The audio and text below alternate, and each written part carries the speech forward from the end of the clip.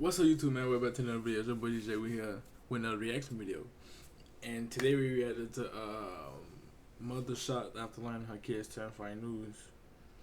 And I want to find out what's so terrifying about the news. Like I'm curious on what the fuck did they do.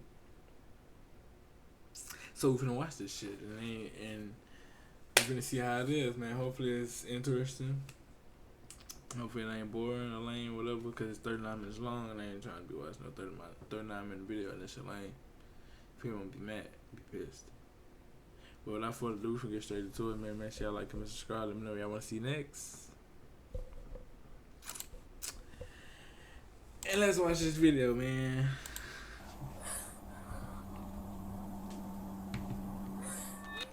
This woman was just informed that her daughter, Tiara Harris, was shot in a gang-related incident and is in critical condition. They just shooting, and the blood just started dripping from her head, like shooting them under the ambulance. Like I can't even talk right now, bro. Her boyfriend rushed her to the hospital, but sadly, it was already too late. And the worst part, Tiara had nothing to do with the shootout. She was an innocent bystander. A simple mix-up left an innocent, pregnant mother of two dead, her children now motherless, and her family absolutely heartbroken. The police now face a grueling investigation. However, with everyone involved supposedly being gang members, catching the killers would prove to be much harder than anything they'd done before.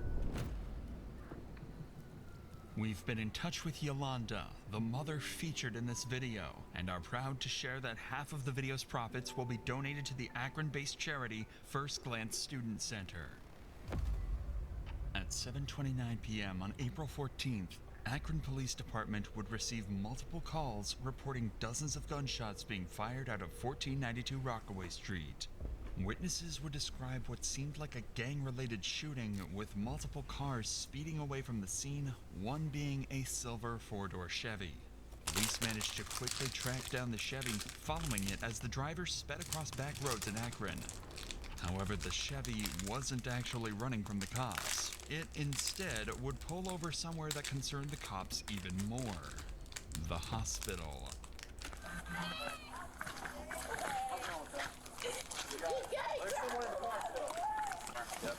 Hey, hold up. 5807. 5807. Go ahead and shut the car off. Shut the car off.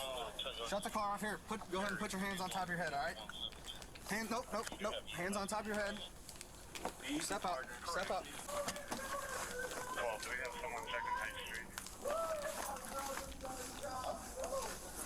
All right, man. Here, step back here to the back of the car. Go ahead and put your hands behind your back. With the incident being reported as a gang-related shootout, police would assume the man driving the Chevy to be a gang member, meaning he would be very unlikely to talk to them. So instead, they decide to stop him in the back of a patrol car for later interrogation. As this was going on, dozens of additional 911 calls would ring in, witnesses would arrive at the Akron Police Department to give their testimonies, and more cars would arrive at the hospital. Most importantly though, 4 miles away, a young woman would be placed in an ambulance under critical condition, with a bullet wound to her head. Damn. Turns out all of this would be connected to a large group of reckless shooters. It's at this point that we so need he to is step in in. it. This is one of the most complex and mysterious cases we've ever covered. So we need to break down some details first in order for you to fully understand the case itself and how well the police handled every single step of solving it. At 7:22 p.m., a car arrived at 1492 Rockaway Street carrying a number of people who started hanging out with some friends on the side of the road.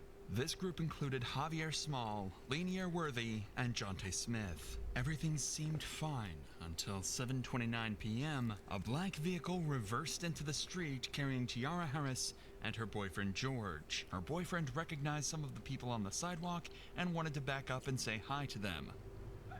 At that very moment, on the other end of the street, 3 men emerged from an unrelated vehicle and started firing bullets.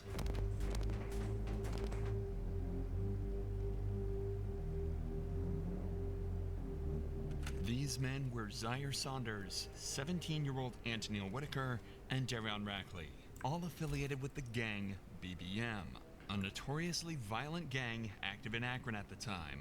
There was also the driver of the car, Jeremiah Williams. Their shots scattered the group on the sidewalk, with everyone running for cover. In the panic, Jonte and Javier drew their guns and began to shoot back. Bullets went back and forth, and everyone went into a panic as they realized their lives were at risk and a bullet could strike them at any moment. Seconds later, the dust settled, and the BBM members Zaire, Antonil, and Darion fled the scene. However, a grueling silence would ring throughout the street as Tiara's boyfriend, George, realized Tiara was the sole victim of the shooting. With BBM splitting up and running in different directions, George flooring it to the hospital, and everyone on the sidewalk either heading inside or preparing to head to the hospital too, cops would begin the grueling task of figuring out what just happened, and who, ultimately, was the one that fired the killing shot. Now that you understand exactly what happened, we can join the police as they try to figure out what just went down and how to solve the developing mystery. Cause I'm Remember confused. that all the cops have received at this point is a phone call alerting them to the shooting and a description of the silver Chevy they've just pulled. If you've seen, there's another. I'm confused because if you've seen from the, I'm gonna try not to pause it or keep pausing since the video's so long. And well, anyway, I try not to pause it a lot in none of my videos, so that's besides the point. What I'm finna say was I'm confused because the people in that Impala was shooting at the people that's on the sidewalk, but the people on the sidewalk start shooting at the black car. Right? I mean, we 5 minutes in. Another So victim that's I guess he go explain the shit. we don't know where that victim's going to go. Confused. There's a possibility that victim may be deceased. Yeah, they got shot. Okay. They got. Someone's got to go check, probably. Two of the officers ran over to the front of the hospital and discovered Javier Small and his girlfriend in complete distress.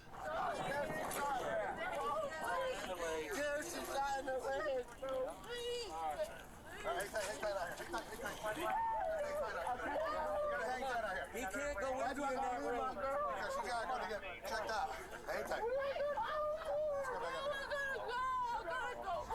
As it turns out, another girl was also hit in the shooting, that being this man's girlfriend. Luckily, she was only shot in the leg, but he was still extremely distraught and horrified about the whole incident. Bro, I'm on house arrest. I gotta go. I gotta go to the house with my girl, bro. We'll get you. I gotta go to the house. I'm gonna come back. I'll tell you after. She's gonna be fine. I don't know, bro. I just need my girl just got shot, bro. That's fucked up, bro. Despite how distraught this guy is, he was a passenger in the Chevy, which they just found multiple firearms inside of, so police promptly arrested him. Hey, Poppy, we'll take him over here. Across town, however, there's someone in a much worse position. Tiara Harris, the passenger in the black car. Can I open that up? They're saying she's pregnant too. How pregnant is she? How far along? 2. Damn. 2 weeks. Maybe 2? Yeah. Oh, yeah. That's not bad. What the fuck? What do you mean it's not bad? Nigga's still a kid. Not right now. I'm sorry, man. Bro, Yanni just got shot. I mean, T just got shot. Bro, just in the car, just driving down the street. And Kim were driving from over there, and they just was shooting. None of the glass broke, but she wasn't like moving or talking. So I just brought her, and the blood just started dripping from her head. Like, bro, we see in the hospital. Hold up, the ambulance. Like, I can't even talk right now, bro. Tiara was immediately rushed to the local hospital, and her boyfriend George was brought in for questioning. He wasn't a lead suspect, but police did find it odd that he just happened to arrive at the site of a violent shooting right as it all went down. He would claim to be innocent and actually provide a detailed description of everything that went down that night. You turned off here, so no, boom, no, I didn't. I came this way, and I said, "What y'all got? Like, what y'all got going on over here?" Like, I'm like basically saying y'all good. Right. As soon as I said that, somebody from down here got to just shooting a gun that just kept shooting. That's all I know. But I didn't hear nobody or nothing like that. So you're right there, and then you heard that. How many shots did you hear? Man, I can't even recall. It was a lot. And then as soon as I So you were facing this way? No. You literally backed all the way on. Say I'm coming down here in this Rockaway.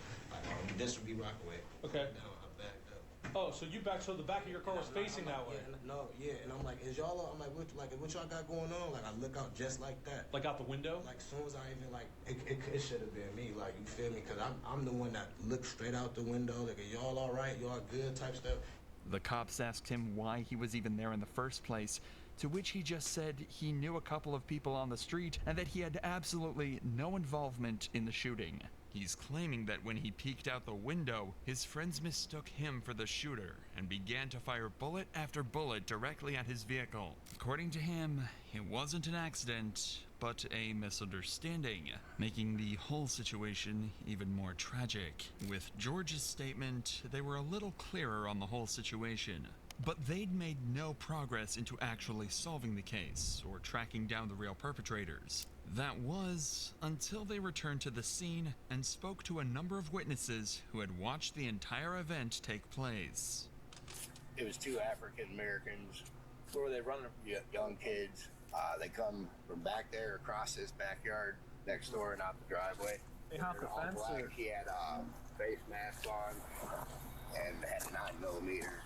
And then the other one had a semi-automatic rifle, and they were almost to the corner of the house running this way, and they both jumped the fence. Like when the kid in the hoodie jumped the maroon hoodie jumped the fence, he dropped the semi-automatic rifle in the driveway. I was just out back cutting some stuff, and all I heard was just a barrage of bullets, fully auto. It wasn't 3-round burst, 4-round. It was fully auto. Coming off fast. Oh yeah, hot and loud and fast. And then I saw two guys. When I was out back, I could see through the backyards, through the fence. I saw a silhouette of two guys running up towards that street, returning single shots as they were running away. There's casings up here. Yeah. I got more. Okay. How many did you hear, do you think? It was like 30. Like where all these cones are at, probably that amount? 30 or 40. But this happened over there all the time. Where's over there? Right there, the house right there. I heard a lot of gunfire, but when I first heard it, I thought it was a backfire because I saw this car sitting over here where all the cones are. He had his lights on. So I thought he was working on a car and it backfired real bad. Then I saw them loading people into cars to take them to the hospital, and I knew it wasn't, because this has happened so many times before. I don't know what we're supposed to do. Right. We can't go outside, nothing. Even with all this new information, though, the cops are only slightly closer to figuring out what happened. They were now at least able to confirm that one group of shooters rolled up and started the exchange before another responded, causing a huge exchange of bullets throughout the neighborhood. But they still had two time they shooting at the wrong people. Who were the shooters, and how was Tiara involved? Well, the cops had just spotted another witness that might be able to answer their questions. A woman who was actually on the street the moment the bullets started flying. So you don't live here? I'm not even from here. Oh, I was visiting. So I ain't gonna lie, I'm gonna forget to do the reaction video. I'm gonna got skipping this bit. She was out to eat when I called her. Okay. Everyone's okay though, right? The kids? The kids, yes. Yeah? The kids Okay. are okay. I got them in the back watching TV. Okay. There was another girl outside. I think she got shot in the thigh or the leg. I think they took her place in the hospital. Okay. She definitely got hit. Okay. So what did you see? I'm sitting outside. To be honest, we all family.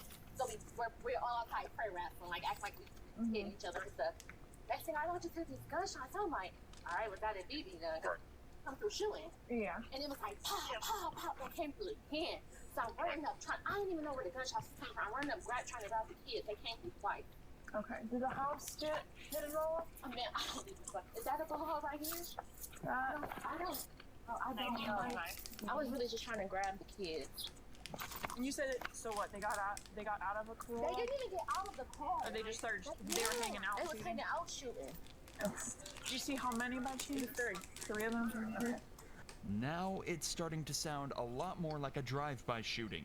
Notoriously one of the hardest types of crimes to solve, especially if the vehicle was stolen. The cops are starting to lose confidence that they'll ever find Tiara's killer, but then they decide to ask one simple question.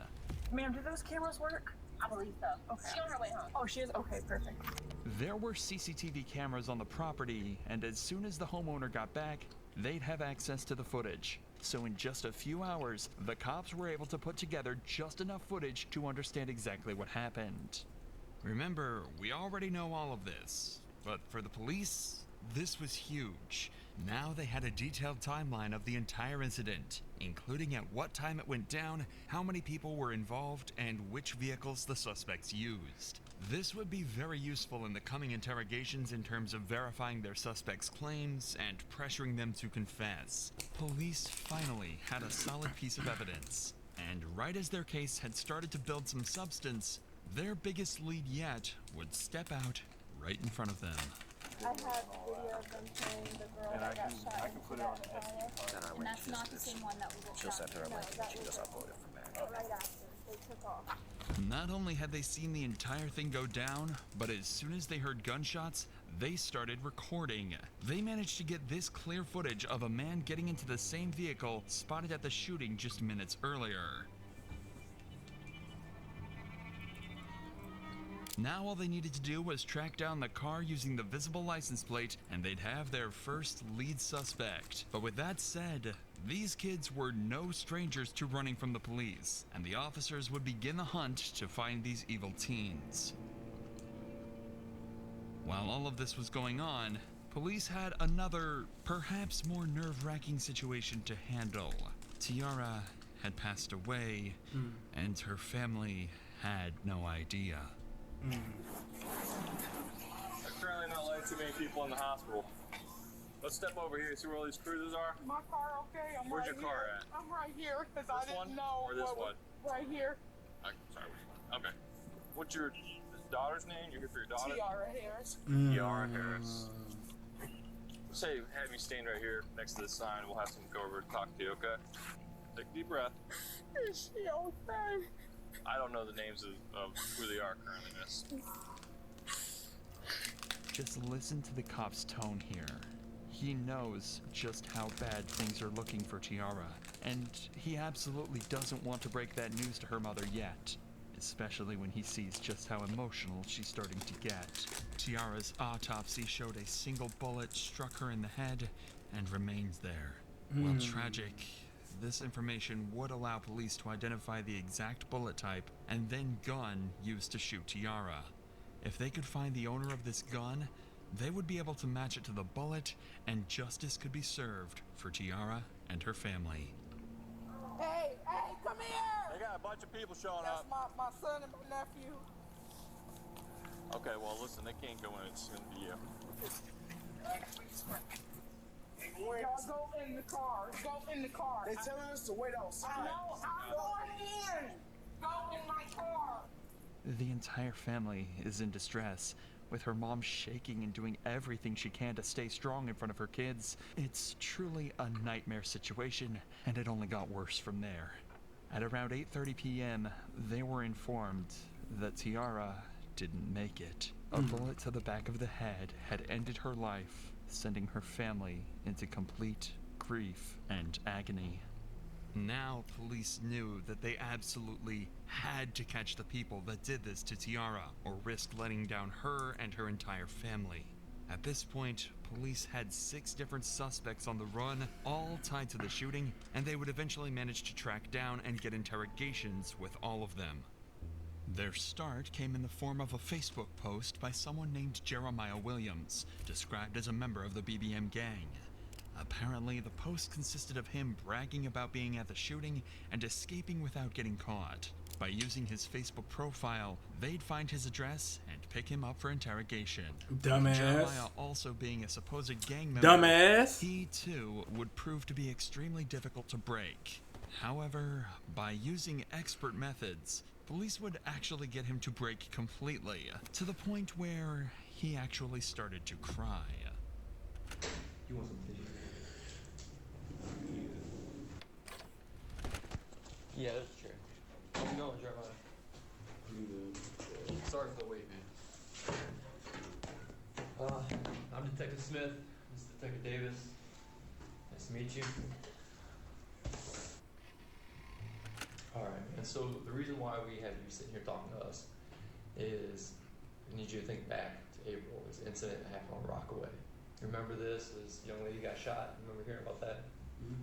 Okay, so during our investigation, your name's been coming up. But do you know about where you were that day, if you can? Or I was definitely at home. Apparently, Jeremiah also has an alibi, and even gives multiple names over that'll attest he wasn't on Rockaway that night. You're at home. Yeah. Where was that, at Amherst? Amherst. This was right before my mom moved to Louisiana. My best friend, Rob, talked to her sister, the girl that died, her sister, Diane or however you say her name. My best friend, Rob, was like in the kind of little... Like dating? Yeah, with her sister. Okay. And it was crazy. We got on Facebook and it was all over Facebook. Her sister had got killed and stuff. And my mom was like, ain't that the girl that came over here the other day? And we like, no, that was her little sister. Has her little sister reached out to you guys or anything? We haven't talked to her I don't talk to her at all for real, but. So you were at your house on Amherst? Yeah. Was there anyone with you that day? My mom. What's your mom's name? My mom's name is April. However, the detectives know this to be untrue. They know he was at the scene from the Facebook post he made. They know he did it, so they want to get a confession, or even better, some information that might help put more people in handcuffs. The thing is, they're initially going to find that a lot harder than they'd hope. I have to ask, do you recognize this car? Yeah, this was the car that was in that video. That's on Facebook. So you remember it? Yeah. Have you ever been in this car? No. Do you know who drives this car or owns this car? I don't know him by like name, but I know who he is. His name like Pa or something. Pa? That's what they call me. Can you describe him? That's funny because I don't even really know what he looks like. Every time I've seen him with a ski mask on. Okay. Like I've never seen him outside of a ski mask. Okay. All right. Tell me a little bit about yourself, your past. Like, have you ever been in trouble or anything? Yeah. I'm actually right now. I got probation. So like just a weapons possession charge is all you got? It's like carrying a concealed firearm in one vehicle. Gotcha. Yeah.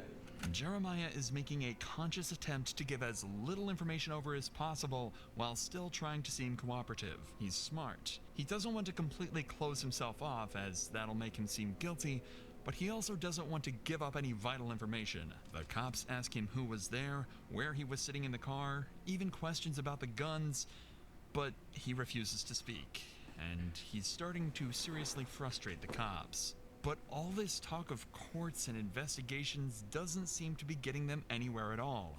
So instead, they switch gears. They're going to be as direct as possible and give it to him straight. That's their last hope at getting him to crack. What do your friends call you? Do you have a nickname or anything? Jay. We're just getting to know you, man. Right. Obviously, you can see that you're not a bad person. Just the vibes I'm getting. Yeah, for sure. But you're in here talking to us for a reason. And it comes back down to this incident. You being honest with us is what we'll be able to work with you. We know that you were there. And we also got your DNA in this car. If I've been in that car, I would tell you guys I've been in that car.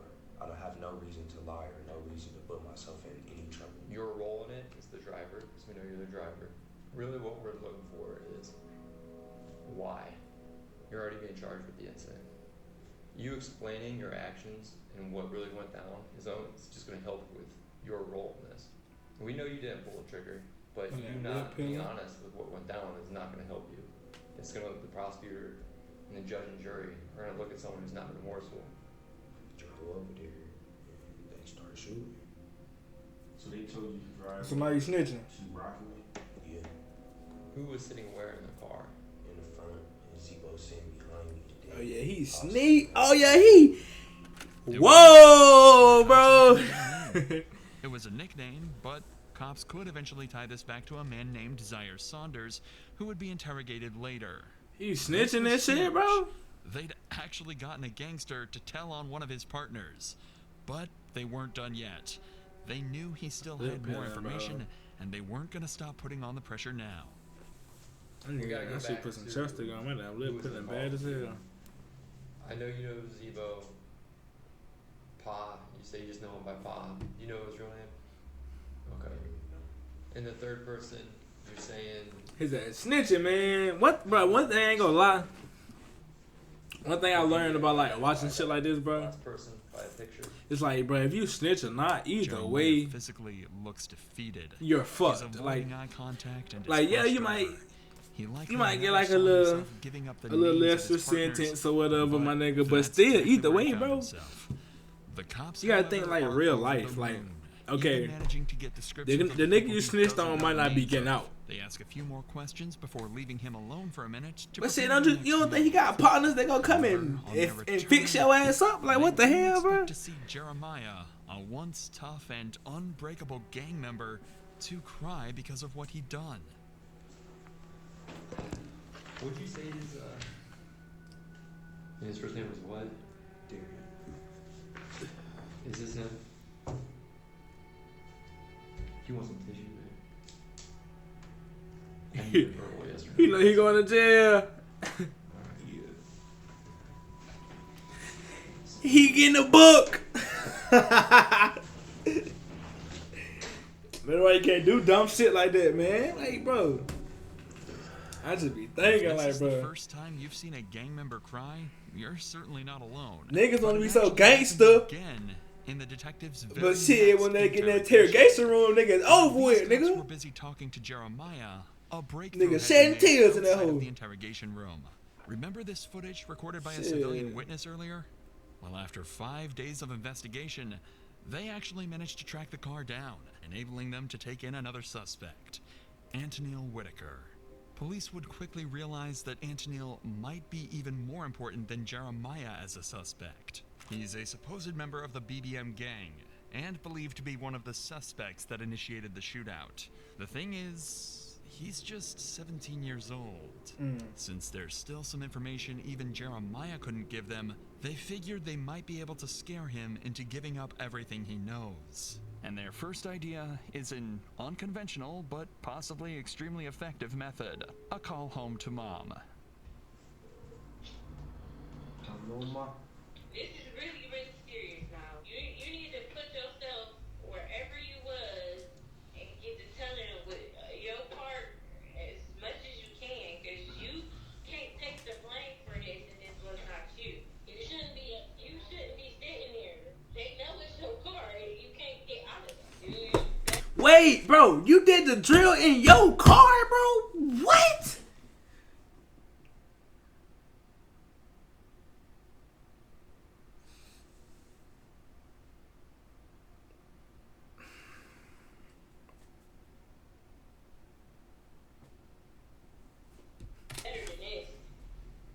Antonil doesn't even seem to feel like following his mother's advice. Despite the fact that they know it was his car, he's claiming that someone else was actually driving it that day. How dumb can you be to do a drill in your personal fucking car, bro? Like, listen to his story and see niggas, to believe it bro, as much as the detectives do. Listen, bro. If you choose to do crime or whatever, or some dumb shit like that, bro, at least be smart about it. Like, don't do dumb shit and be dumb doing dumb shit. You feel what I'm saying? Like, if you gonna do dumb shit, bro, be smart about it, bro. Like, why the fuck would you use your own personal car? A car you drive every day. You did a whole fucking drill in your car, bro.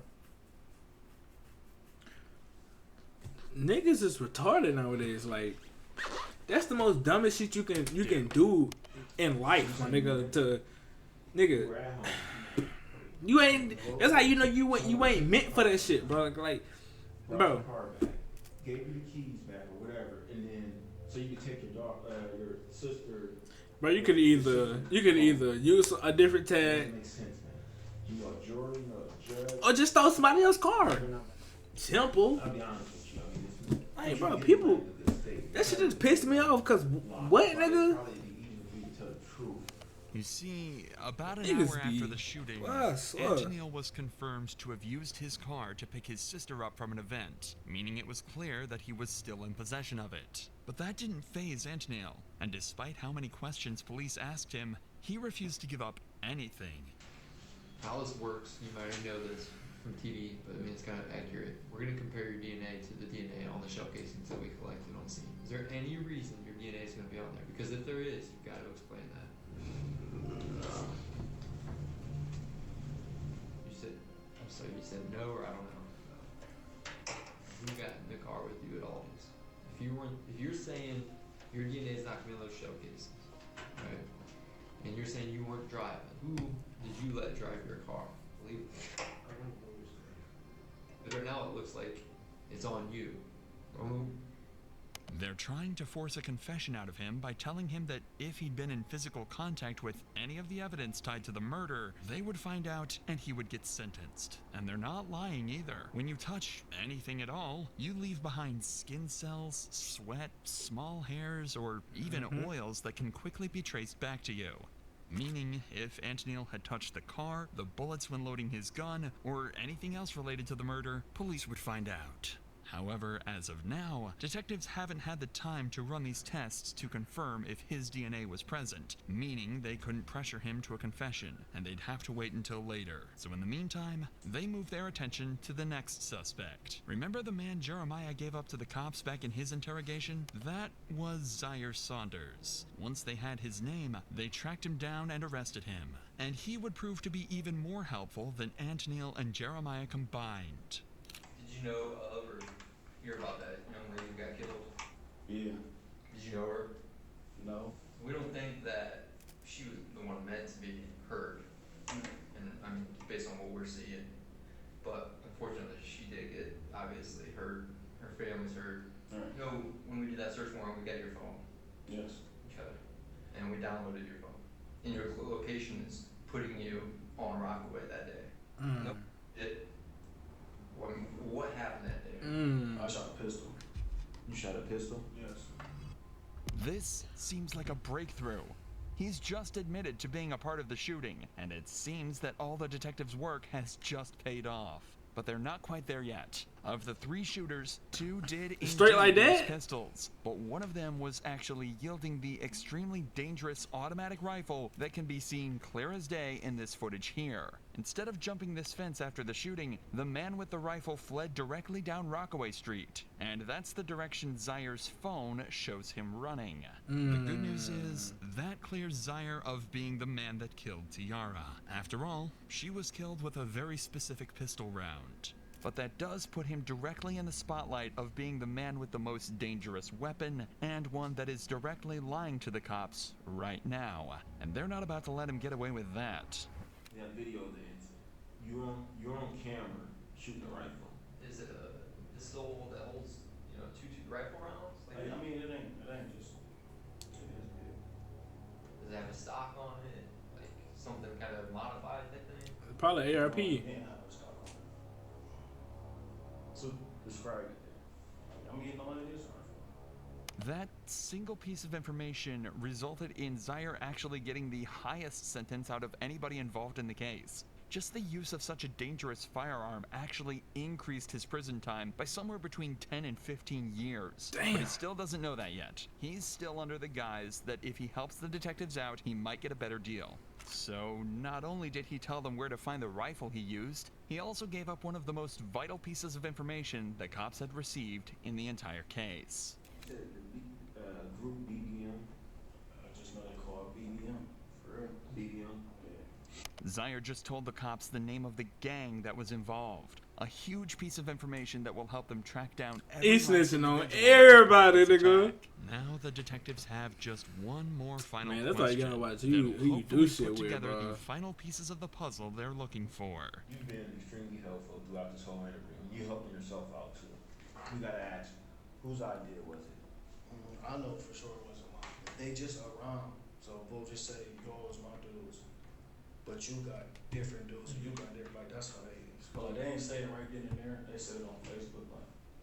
But they was like, I knew they was talking about me. They just didn't say it directly to me, but I knew they was talking about me. He just gave up the group chat where all of these shootings supposedly were planned. With this, police simply had to cross-reference the names in the group chat with the supposed shooters on the CCTV, and the names that had been mentioned in previous interrogations, giving them enough evidence to sentence all 6 of the shooters. Unfortunately, this wasn't the resolution they'd hoped for. After examining all the weapons confiscated, it would turn out that none of them were a match to the bullet found in Tiara's head, meaning they still couldn't tie any specific person to the actual murder. However, there is one puzzle piece we haven't told you about yet, the one that would solve this entire case. Watching the CCTV footage, it's clear that there is one man that directly shot at Tiara's vehicle. If you follow this man, dressed in all black, back through the CCTV, you can trace him all the way back to the driver's seat of this black truck. A black truck that, until now, the cops were completely unable to identify. But then, they received one final piece of footage from a witness, allowing them to track it back to the owner, 44-year-old mother, Kia Brown. Police realized they had to interview her, knowing that whoever was driving Kia's black truck that day killed Tiara Harris. Hey, how you doing, ma'am? How are you? Good. I'm Detective Smith. This is Detective Davis, back in police. Hi. Hey, we wanted to talk to you or whoever drives this truck. Reference that incident that happened up the street. They were being shot at. Finally trying to catch up with them. Looked like a couple males. And have you heard about this? I heard about what happened on the corner. This is my truck, but my son was driving. It wasn't Kia, but her son driving the car that night. And after running his name, they'd find out he had ties to a rival gang of BBM. So the detectives had Kia call her son and hand over the phone to the officers. I have some detectives here right now. The day that we were moving in, the incident that happened around the corner, they would like to speak with you. Do you have a moment? Can you go on break? How you doing, man? How you doing? Good. I'm Detective Smith. I'm with Detective Davis with me. Hey, what's your name before we get started, bud? Lanier Worthy. Lanier. All right, Lanier. How you doing, man? I'm doing good. So listen, man, I won't keep too much of your time. We were wondering if we could talk with you and your mom maybe in person at some point, and we wanted to talk to you about that incident that happened up the street. We know you're over there, so we were hoping you could help us, actually. You're not in any trouble. We're actually hoping you could help us. Would there be a good day for you to... This weekend, fine? Yeah, Sunday the 8th. Can we do it anytime after 2:30? Okay. Anytime after 2:30? All right, man. We appreciate it. We'll see you at 3:30. Okay. All right, buddy. Bye. And just like that, they had an interview scheduled, and this was the final suspect at the scene that they hadn't yet spoken to. The man suspected to be the driver of the black truck and the man they think shot Tiara. Dad, how you doing? What's up, man? Appreciate you talking with us. So, I mean, obviously you know why we're here at that incident that happened up the street. So, we just wanted to know your perspective. That happened that day. What'd you see? That type of stuff. But you can run us through that day? I was standing in the driveway on my phone. Then heard shots. I got down, ducked. Then when the shots stopped, I heard I ran to the car. When the shots started happening, you ran and got in the driver's seat. And then Teen got in your passenger seat. Right? Okay. That was it. Lanier had just told them he was driving the black truck that day, confirming he was the man in all black that drove the truck and hopped in the Chevy. He was the man that fired the bullets. So they decided to ask him up front. I'm about to ask you something, man. I'm about to ask you from your parents. I'm sorry, but I gotta ask. Did you shoot that day? Yes, sir. Okay. Even though he said no, police already had all the evidence they needed. The car tied to him, his ties to the rival gang, and finally the video of him shooting at Tiara's car. So they arrested him on the spot and brought him in for interrogation. What's up, man? You here? Hey, you coming? Am I able to have a lawyer with me right now? What's that? Can I have a lawyer with me? You can do whatever you want, man. I'm not here to... Are you saying you want your lawyer? You don't want to talk? Yeah. Okay.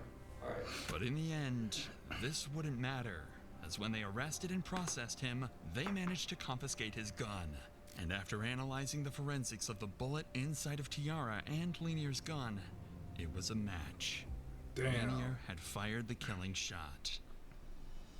After 5 months of investigation, Damn, 5 all months? the pieces were finally in place. In total, 7 people were charged in this incident. Zaire Saunders was charged with involuntary manslaughter and 4 counts of felonious assault and was sentenced to 35 to 40 years. Damn. Anthony Whitaker and Jeremiah Williams got 20 to 24 years on similar charges, while the 4th assailant in this group, Darion Rackley, got 34 to 40 years. It was confirmed Antonil's DNA was in fact found on various bullet casings on Rockaway Street, despite his claims in the interrogation room. The next 2 to be sentenced were the ones who shot back at Zaire's group after being rolled up on. They were Javier Small and Jonte Smith, who were sentenced to 4 years and 2.5 years respectively. Lastly was Lenier Worthy, Tiara's actual killer. However, as of this video's upload, he's still awaiting sentencing. Tiara and George were not involved in any of the gangs in the shootout and were found completely innocent. At long last, Tiara and her family could finally be at peace. Half of our profits in this video will be... That's fucked up, bro. That's fucked up. That's fucked up, bro. That's crazy. He just at the wrong place, wrong time, man. All because he wanted to reverse and speak to his homeboys. That's fucked up, bro. But shit, this will be it for this video, man. Make sure y'all like, comment, subscribe. Let me know y'all want to see next, bro.